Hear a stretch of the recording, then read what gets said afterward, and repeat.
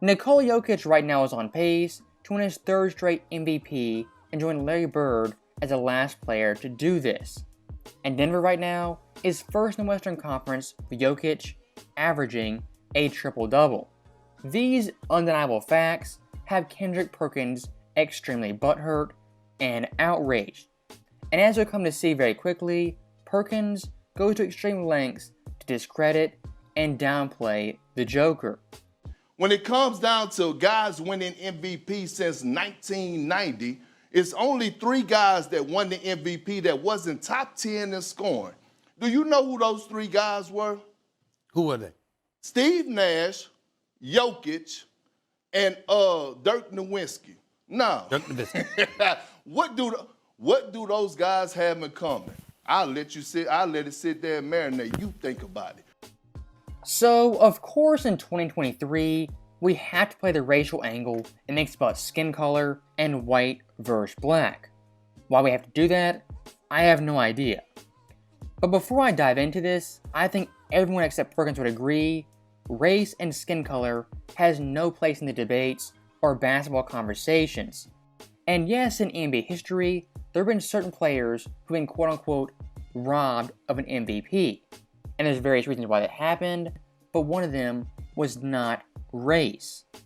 Now, looking at Perkins' actual argument, what he says is that 3 players since 1990 have won MVP while not being top 10 in scoring. Those players being Steve Nash, Dirk Nowitzki, and the Joker. Once again implying somehow white players have an edge over black players in the MVP debate. And first off, this stat is very, very selective and very niche.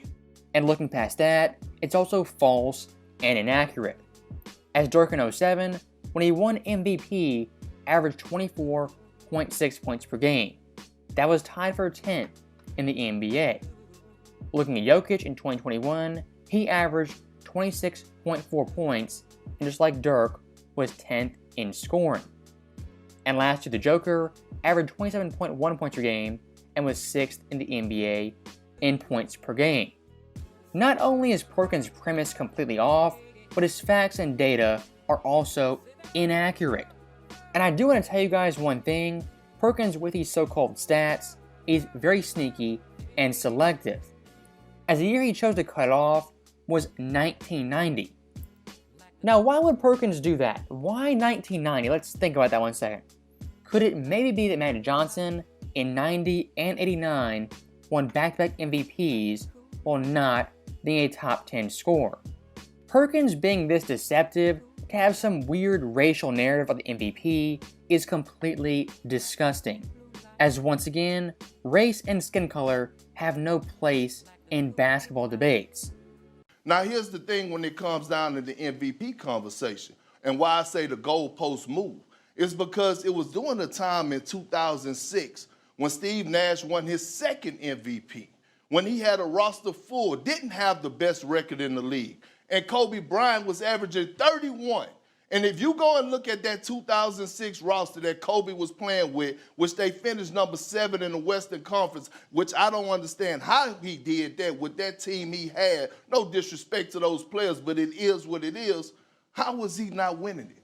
Leading the league in scoring that year. So when it comes down to moving the goalposts for certain individuals to win it, again, is it Uchiwali or is it one Mike? So this video is already very weird, but in this last clip, Perkins makes a weird comparison correlation from 06 to 2023, implying that Steve Nash back then robbed Kobe of the MVP, and because of that, Jokic shouldn't win it this year. This argument is just so convoluted, so cherry-picked for one comparison. It's really hard to even debunk this.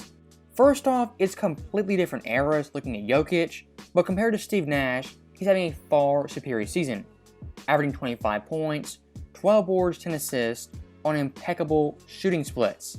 Steve Nash compared to Jokic, and try to compare those players, is not a one-to-one comparison. And for someone like Kobe, from an individual perspective, nobody this year is as good as he was in 06. So even at face value of this comparison, there's no correlation and no similarities. And the overall premise of his argument is saying Steve Nash winning MVP back then was a bad pick, and because that happened, Jokic this year shouldn't win it as the first seed. A pretty convoluted argument that makes little or no sense. And Perkins so far in this video has absolutely no problem blaming the fans for quote-unquote moving the goalpost. The irony in that statement is off the charts, as Kendrick Perkins himself is one of the biggest goalpost movers among NBA analysts.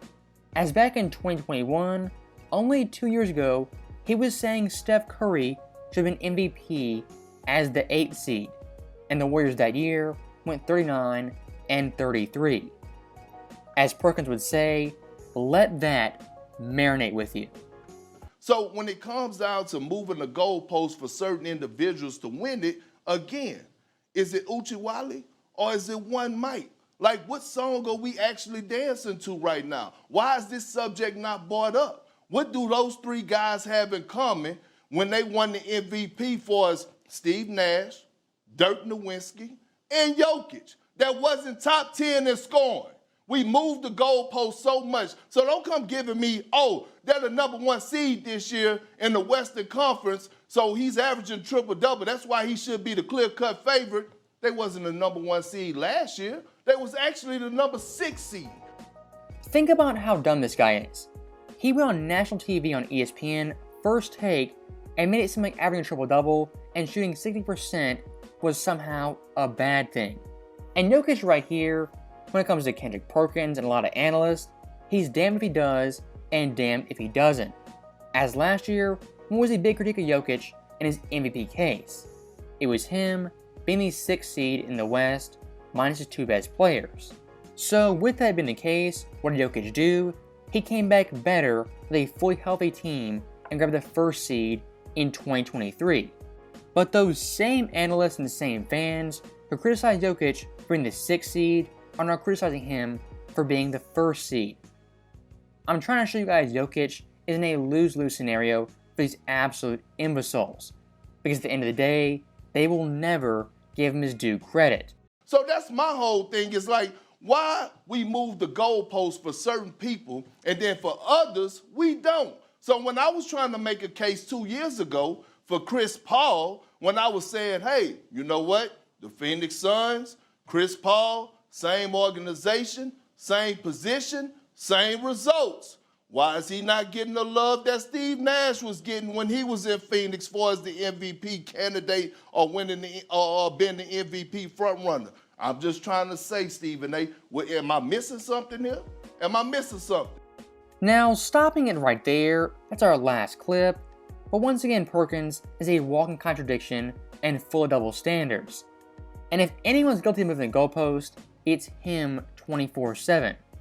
As in that last clip, he admitted he thought Chris Paul should have been MVP, or at the very least, an MVP candidate. As that year CP3 had a Steve Nash-esque season in terms of stats and overall impact. So think about that. Kendrick Perkins, he downplays and criticizes Steve Nash, but will uplift CP3 for basically doing the exact same thing. And remember, when Steve Nash won MVP, Kendrick Perkins said that was a robbery. If Chris Paul won MVP back in 2021, he would have beat out the following players: Giannis, who averaged 28, 11, and 6, Steph Curry, who averaged 32, 6, and 5, Joel Embiid, who averaged 29, 11, and 3, and the Joker, who averaged 26, 11, and 8. If Chris Paul won this MVP over those 4 players, that would be one of the biggest robberies and bigger than the Steve Nash robbery. And going back to Perkins' overall narrative that we have debunked, is that when it comes to white players, there's no advantage or disadvantage in the MVP race. For example, Luka Doncic has put up some great stats and some great seasons. So why has Luka not won MVP if white players are so pushed and boosted up by the media? And in fact, why has Luka never finished top 3 in the voting? It's an idiotic conversation, the premise is stupid, and even worse, Kendrick Perkins doubled down on it on Twitter. It's a very, very sad and pathetic attempt to rob Jokic of his due credit as well as his merit, acting like he was Steve Nash and MVPs were basically worthless.